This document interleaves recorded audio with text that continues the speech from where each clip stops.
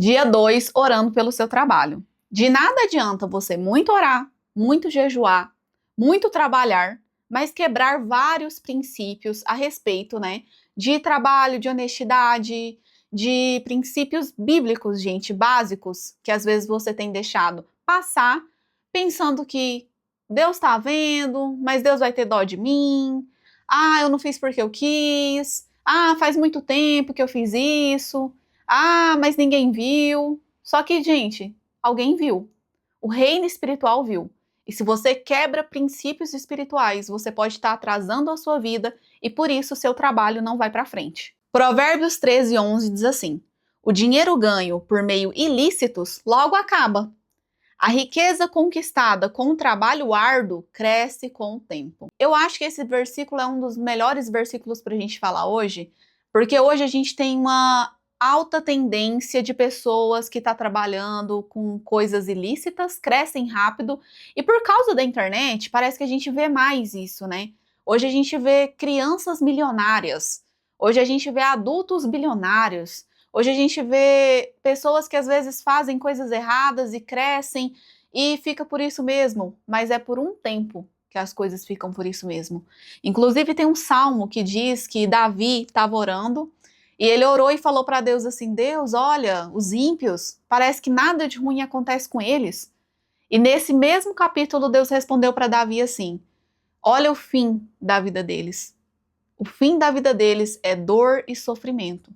Eles podem até parecer ricos, mas eles não são prósperos. Essas pessoas podem até parecer que tudo na vida delas é bom, mas será que é mesmo? Será que essa pessoa tem paz para dormir? Será que essa pessoa tem uma família feliz?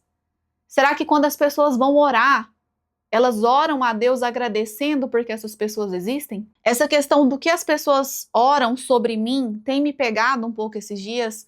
Eu tenho refletido muito sobre isso, refletido se quando a pessoa vai orar, ela agradece porque eu existo, agradece porque eu abençoei a vida dela de alguma forma. E abençoar a vida das pessoas não é só sobre dinheiro, é sobre o tempo que você dedica a elas, é sobre uma palavra que você fala em amor.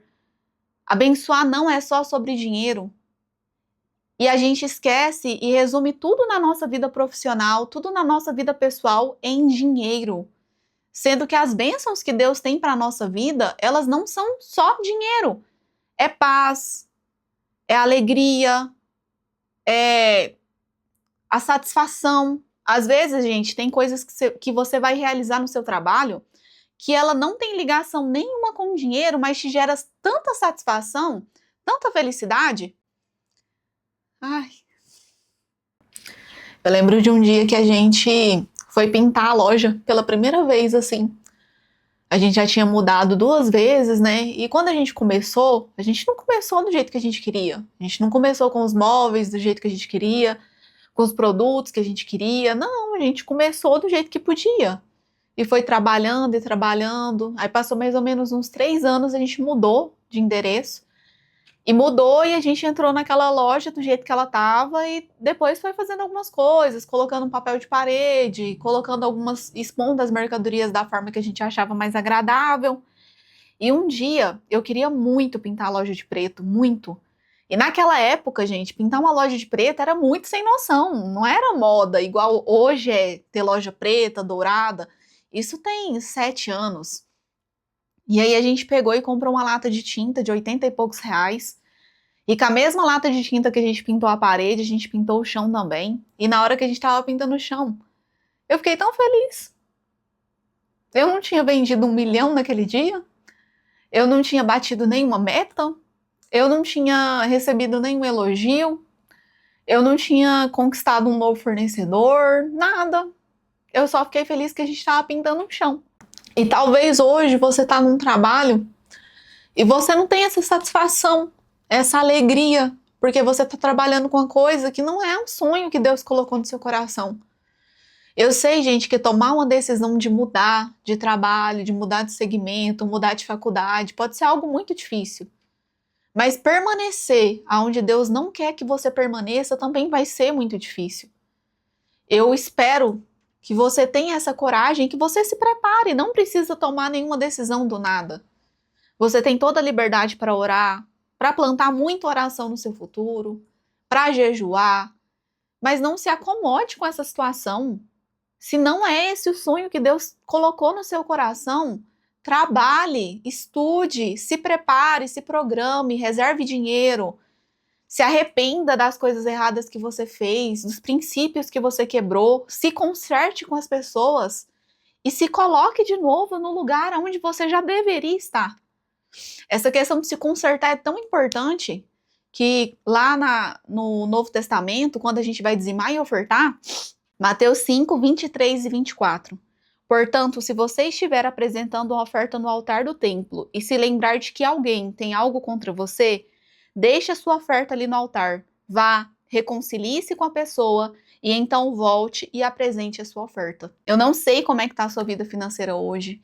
Eu não sei se você tem deixado conta para trás, se você tem fingido que você tem esquecido suas dívidas, se você não tem se programado para pagar as coisas porque você está pensando assim, daqui um tempo, já passou tantos anos, eu não preciso pagar mais. Não faz isso com a sua vida profissional, com a sua vida financeira, com o seu compromisso com Deus. A Bíblia é super clara, ela fala assim que se você não quiser cumprir um voto, não faça. Se você não quiser ter um compromisso com alguém, não seja credor daquela pessoa. Se você parar hoje para pesquisar sobre dinheiro, sobre finanças na Bíblia, você vai perceber que tem muitos princípios espirituais que você tem quebrado. E talvez hoje seja o melhor dia para você se arrepender e se planejar para cumprir com tudo aquilo que você prometeu, mas não cumpriu. Por isso, hoje eu te convido a orar assim. Senhor, gere em meu coração arrependimento sobre tudo aquilo que eu deveria ter cumprido, todas as minhas contas que eu devia ter pago e eu simplesmente não paguei. Eu quero me arrepender, Jesus, de todos os prejuízos que eu gerei a outras pessoas. Que o meu coração, Jesus, seja livre de tudo isso e que eu encontre estratégias para honrar com cada compromisso, com cada voto e com cada princípio espiritual que o Senhor tem estabelecido.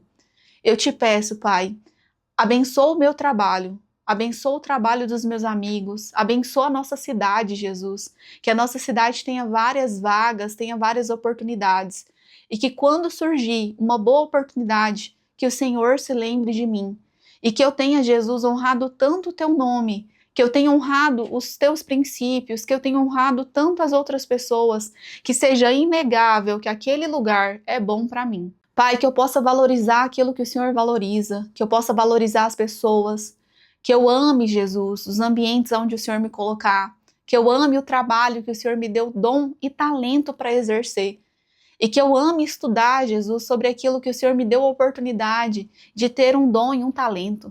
Espírito Santo de Deus, que eu aprenda mais sobre os princípios espirituais e perceba claramente quais deles eu tenho quebrado. Me ajuda, Jesus, a honrar o teu nome. Me ajuda, Jesus, a não ser um empecilho para o Senhor mesmo abençoar a minha vida. Talvez até hoje eu tenha impedido o Senhor de me abençoar, quebrando princípios, quebrando promessas, não cumprindo os meus votos.